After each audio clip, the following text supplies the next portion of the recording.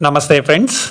ఇక్కడ ఈ చిత్రంలో మీరు చూస్తున్నది ఒక ట్రైన్ డ్రైవర్ తమ ప్రయాణికులకు క్షమాపణ చెబుతూ మరొకసారి ఇలా జరగదు అని తెలియచేస్తున్నారు. అదేవిధంగానే ఆ ప్రయాణికులు కొన్న టికెట్ డబ్బులన్నీ కూడా వారికి 100% రీఫండ్ చేయడం కూడా చేశారు. ఇది జరిగింది జపాన్ దేశంలో. ఇలా వారు ప్రతి నిమిషాన్ని ప్రతి సెకను కాలాన్ని కూడా చాలా విలువైందిగా భావిస్తూ ఉంటారు. అలానే ప్రభుత్వాలు కూడా ఆ ప్రజలకి వీలైనంత మంచి జరగాలని కోరుకుంటూ ఉంటారు.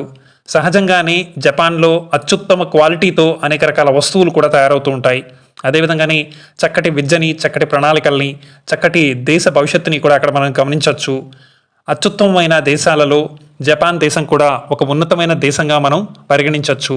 అక్కడ ప్రతి విషయాలని కూడా, ప్రతి సంఘటనల్ని కూడా చాలా ఉన్నతంగా భావిస్తూ ఉంటారు.